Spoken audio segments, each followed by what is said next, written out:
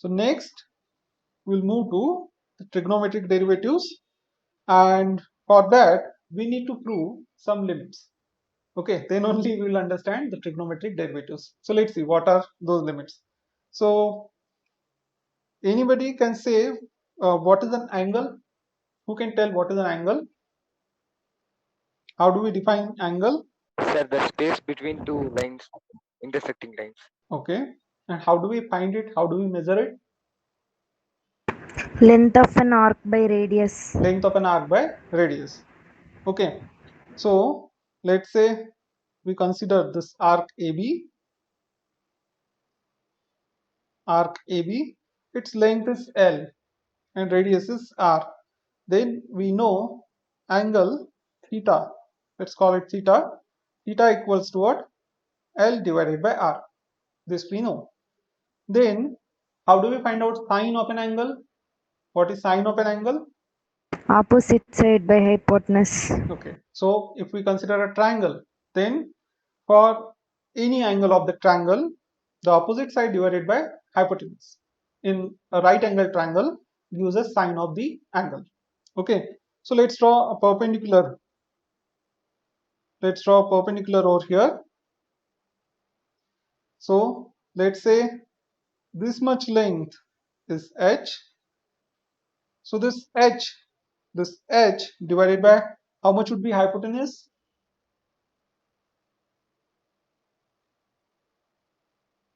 R, no? Root of r square plus l square. No. This much is R. Okay, so this is also radius of the circle, right? This is radius of the circle. This is also radius of the circle. So for this triangle, the hypotenuse is also equal to R. Okay, yes or no? Yes, sir. Okay, so I can say sine of theta. Let's call that angle something O. This is ABC, OBC. Okay, so in triangle OBC, I can sine of theta, OBC, sine of theta equals to opposite side h divided by r. Okay, it is BC divided by OB. All right, and OB is equal to r. So now can you tell me which of these two ratios is greater? This one is greater or this one is greater?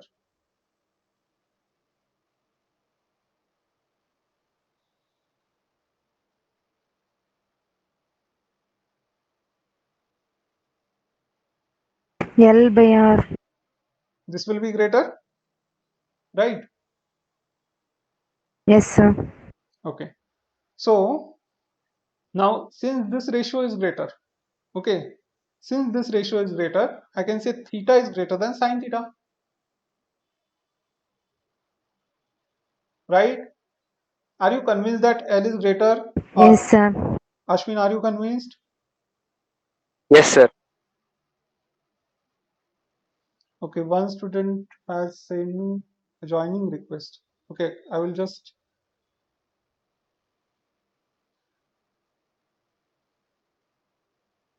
this is in between classes. I'm sorry. So I will just send her this thing, the class code.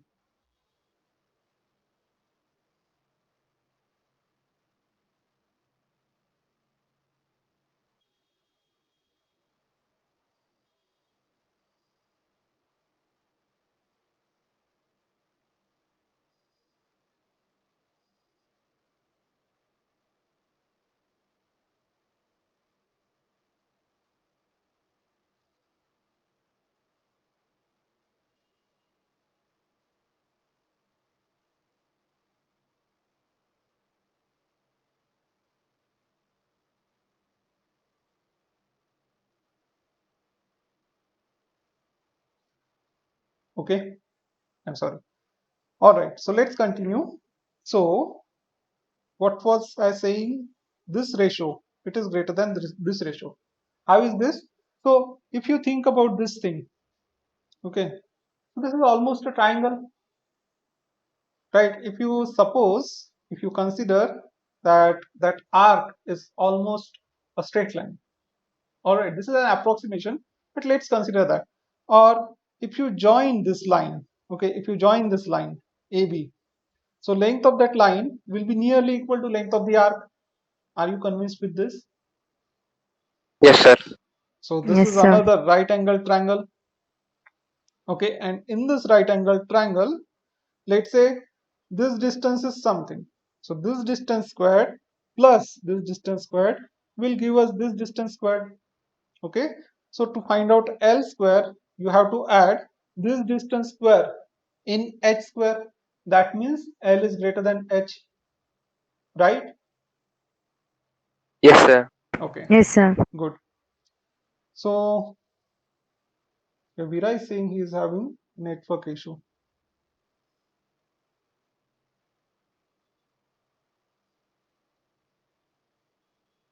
So from tomorrow, I will just turn off the notifications.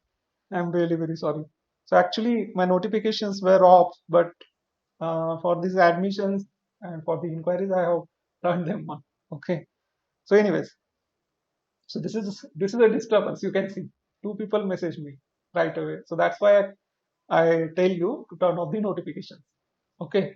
So have you turned off? Yes, sir. Yes, sir. Okay. Yes, So sir. okay, good. So I can say that theta is greater than sine theta, right? So theta is greater than sine theta. Okay. Now let's see what happens when theta becomes very small. So let's suppose the theta is very small. So I will just add a page. Let's add 2-3 pages.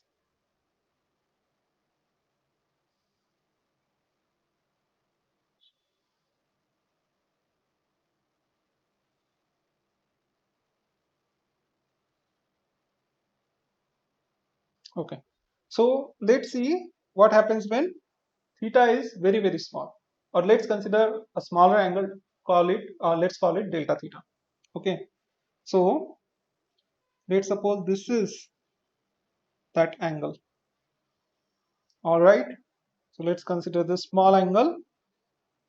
So this is an R.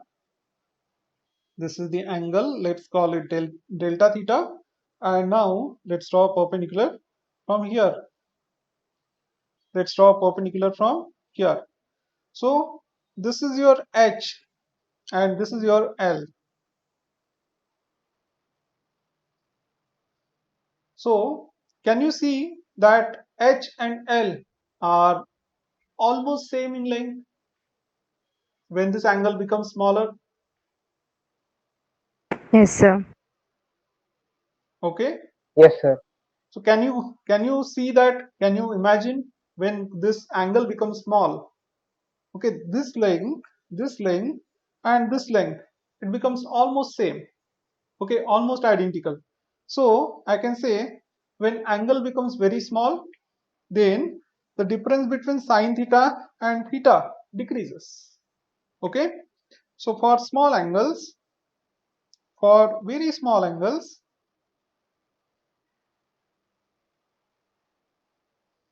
I can say that theta is greater than or equal to sine theta. Okay, sorry, theta is nearly equal to sine theta, and okay, let's call this angle delta theta. We are calling this delta theta, right? It doesn't matter, but let's stick with this diagram, notation of the diagram. So for small angles, delta theta is nearly equal to sine of delta theta. Okay, and then in this limit, in the limit, delta theta tends to 0. That means how much is the angle? It's very very small. It's so small that it almost approaches to 0. Okay, so in this limit, what will happen? See, as we make this angle even smaller, what will happen? Sine theta and theta, they will approach even close to each other. So the difference between them will go away. Okay, so then what I can say is delta theta is equal to sine of delta theta. Alright, and therefore I can say limit of delta theta approaching to 0 of sine of delta theta divided by delta theta will be equal to what? It will be equal to 1. Okay, so if I take this delta theta on the other side, it will go in denominator. So what will remain here? 1. So limit of delta theta tends to 0 of sine of delta theta divided by the delta theta is equal to 1. Limit of angle approaching to 0, sine of an angle divided by the angle, it's equal to 1. This is an important limit, very, very important limit. So have you understood this? Yes, sir. Both of you? If there is a question, you can ask always. Yes, sir. Okay, sir. Okay. So now there is another thing. What is cos of 0? 1. Cos Sir, of 0 is 1. 1, right? So if angle approaches to 0, what will be cos of that angle? If angle is almost 0, we can say cos of that angle is equal to 1. Okay. So see, what Okay, is sir. cos of an angle? It is adjacent side divided by hypotenuse.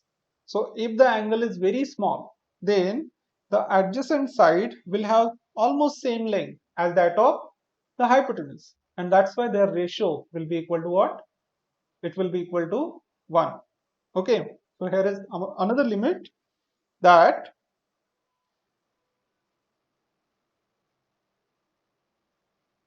another limit is limit, oh I'm sorry,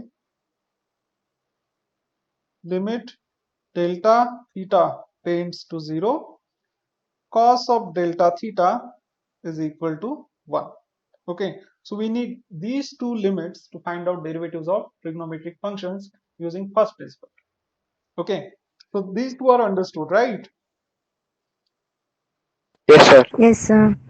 Okay, good. So let's see an example now. Okay, so let's see derivatives of some trigonometric functions. So first one is sine of x. So let's use first principle. What is first principle? So the first principle of derivative says, Limit del t tends to 0. okay, X of t plus del t minus x of t by del t. okay, but now this is not a function of t, this is function of x. It is sine of x, right? So we have to change or Limit rule delta accordingly. theta tends to 0. No, this is function of x. So what will be your variable? Cos x. Oh, that is the formula. Okay, we are going to see how does that formula come. Okay, Limit so I will del write. x tends Huh, to 0. right. Sine of del x by del x. Okay, good. So I want to find out derivative. So here, see, it is function of x. So I want to find out derivative with respect to x of this function, sine of x. Okay.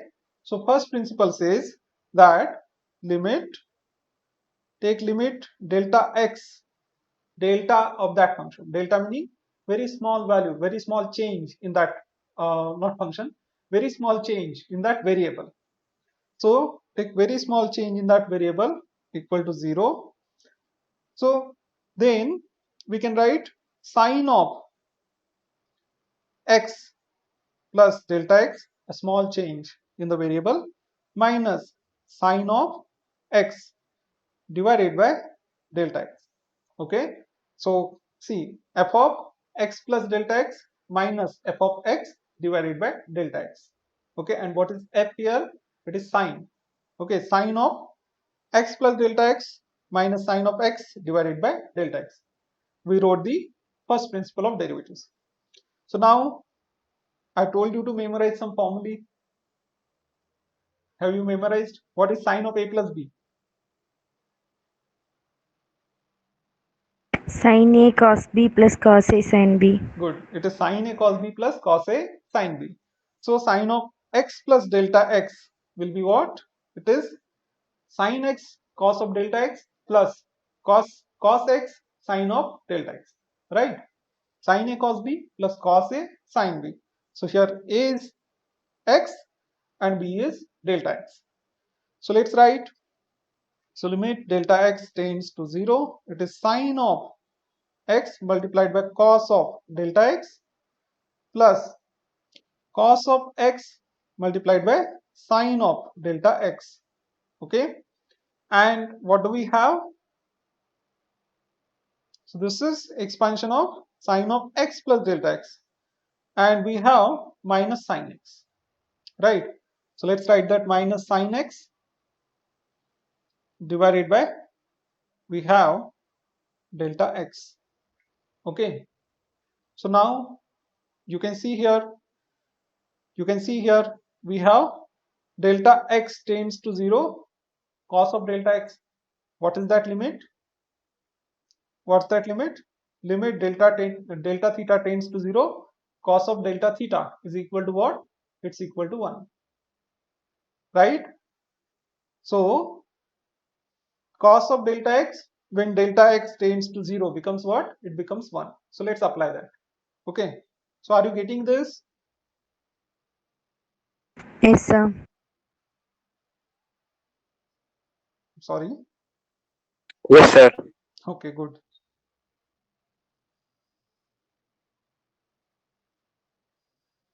So what I will do now is I will write this as limit delta x tends to 0, or I will apply the limit to, I will write this as sine x multiplied by limit delta x tends to 0, because this thing sine of x doesn't have any delta x. Okay, so I'm writing this as limit delta x tends to 0 of cos of delta x divided by delta x. Okay, and I have plus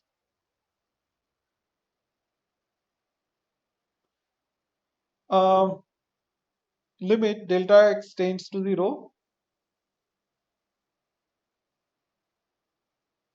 the remaining term as it is. Okay, so in denominator I will have delta x, and here I will have cos x sine delta x minus sine x here. Okay, so what is this? This is equal to 1. Okay, so I 1. can, yeah. So whole divided by, I have delta x. I'm sorry, I have whole thing divided by delta x. Okay, so this is equal to 1, that I will substitute. Okay, so I can write this as, oh,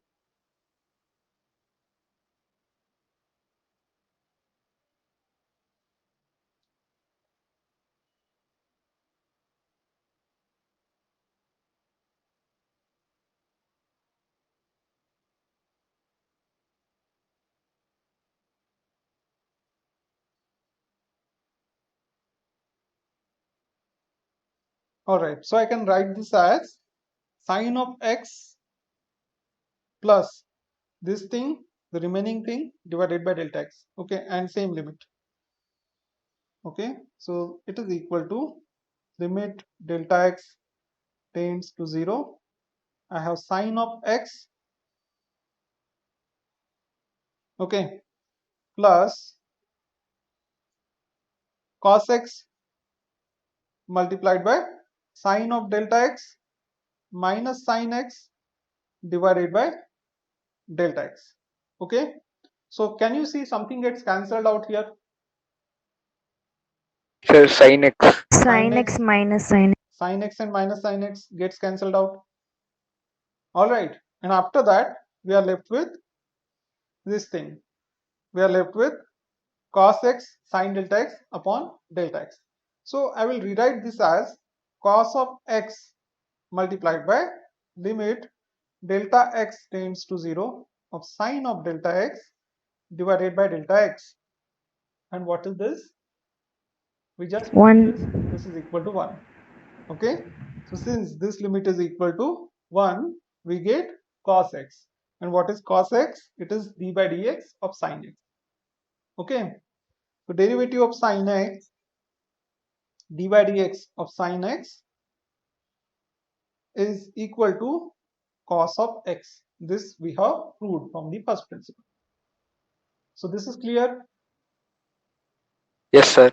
Yes, sir. Okay, good. So let's put a bracket over here.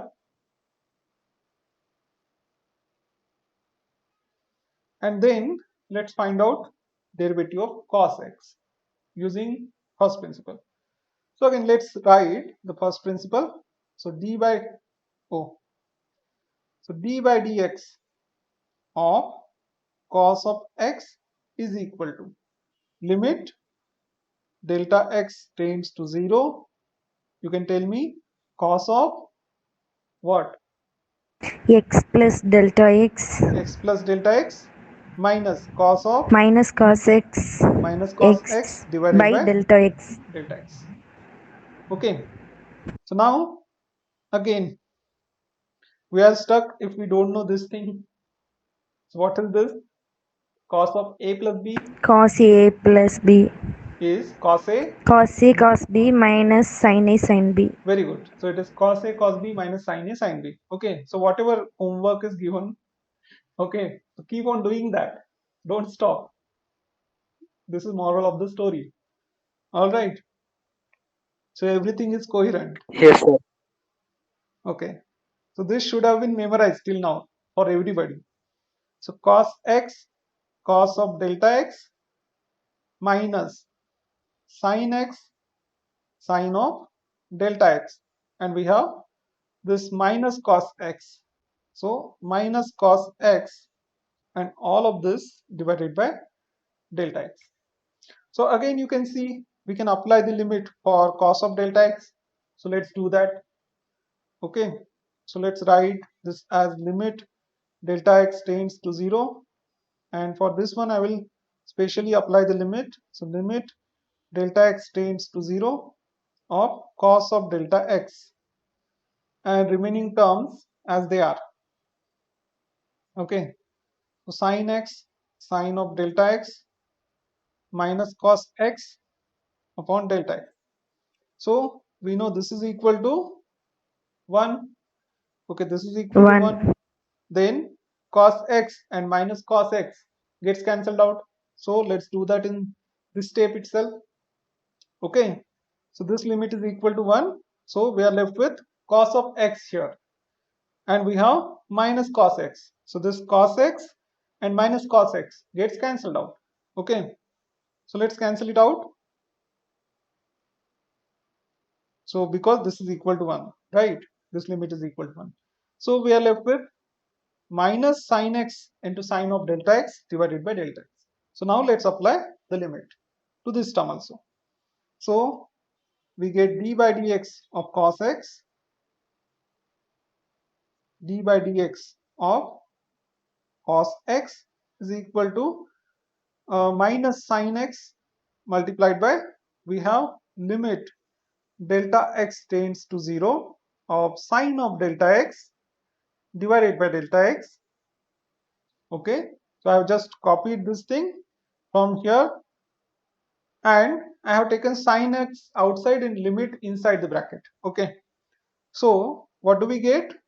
We get, since Minus sin x. minus sin x, because this limit is equal to 1. All right, so this limit is equal to 1.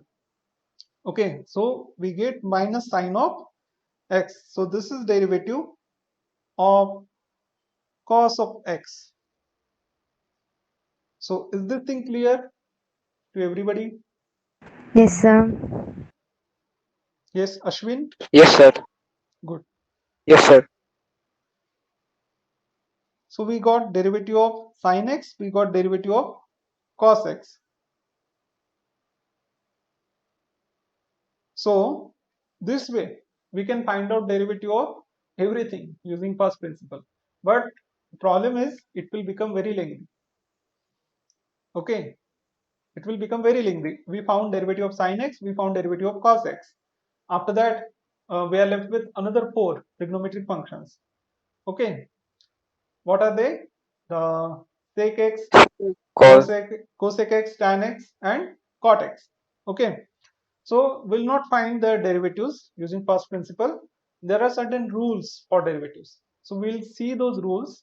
Okay, some now, some tomorrow, and then we'll see how to apply them to find out derivatives of other functions or everything else, whatever is there.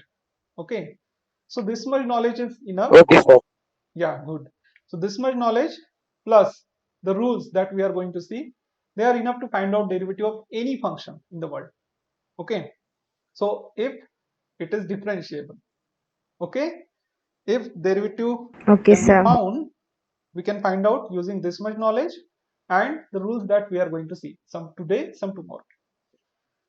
All right, so the first rule of derivatives that I want to discuss is called as chain rule. Okay, the chain rule of derivatives.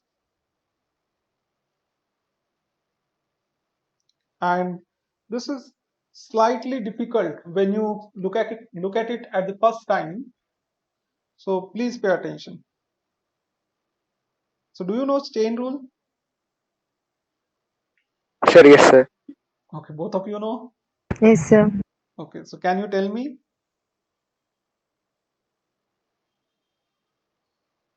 Sir, differentiating both the sir, if there is sin x, we differentiate sin and x. Okay, that's okay. All right, I will say. So let's say we have a function. So let's say we have a function f. Oh, so suppose f is a function of u. Okay, u is a variable. All right, and this variable u is function of some other variable. So let f of u is a function of u and u is function of some other variable. U is, let's say, function of x. So u is function of x. Then now I want to find out derivative of this thing. What? Function of u, f. Okay, I want to find out derivative of f with respect to x. Okay, but f is not directly function of x. F is a function of u. Okay, so problem is defined. I want to find out derivative of this function f, which is function of u.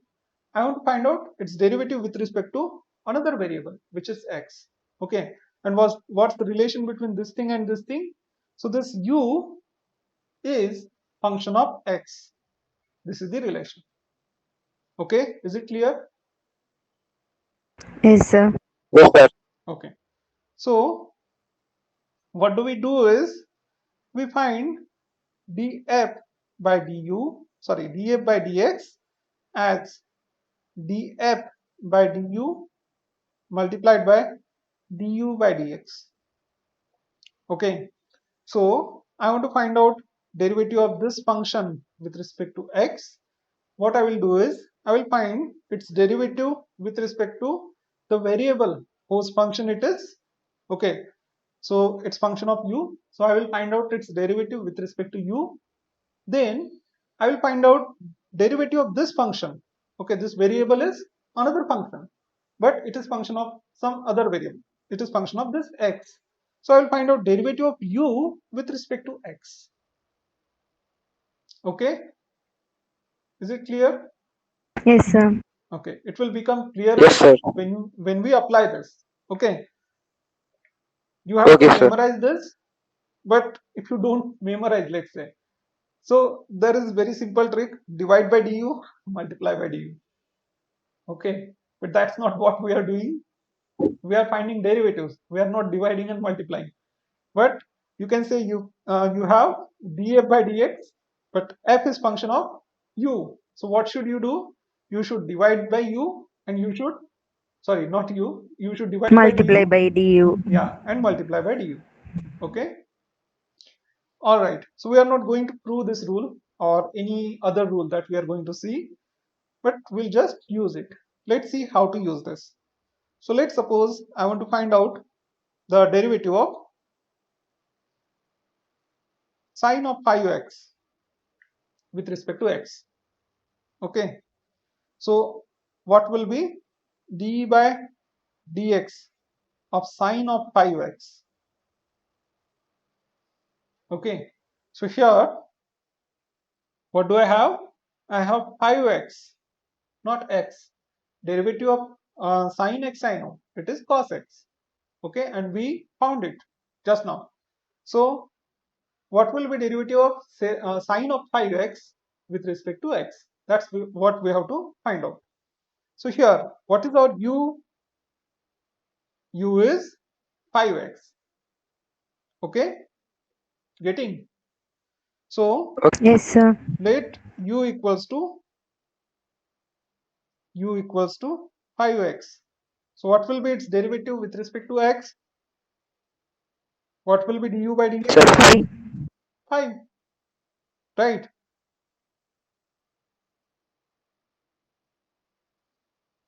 So I have du by dx equal to d by dx of this thing.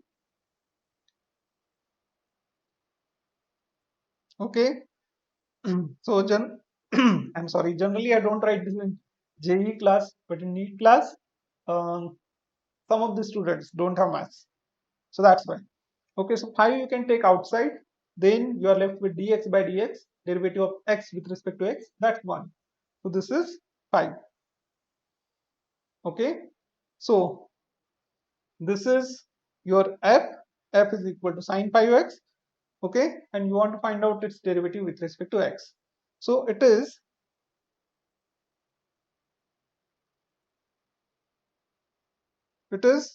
derivative d by du of sine of u multiplied by du by dx, right? yes, sir. Okay, so that is equal to d by du of sine u is cos u. Okay, so derivative of sine u with respect to u is cos of u multiplied by, we have du by dx, which we have found already, it is 5.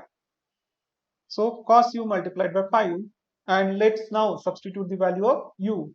So it is 5 multiplied by cos of 5x. Okay, because u is equal to what? U is 5x. So I can write the derivative of sine of 5x with respect to x is 5 multiplied by cos of 5x. Simple. Yes, sir. Okay, Yes, sir. next let's see another example. So let's suppose we have cos of x square. This is our f. So here, identify u. What is u? X square. X square. So u is equal to x square. Therefore, du by dx is equal to what? 2x. 2 times x. Okay. And now let's use the chain rule. So using chain rule, we can write df by dx is equal to df by du multiplied by du by dx. So that is equal to df by du is df, okay, d of cos of u, right? F is equal to cos of x square. So d of cos of u with respect to u multiplied by du by dx. So what is this? Derivative of cos of u? Minus sine u. It is minus sine u. Okay. Multiplied by du by dx. What is du by dx? It is 2x. 2x.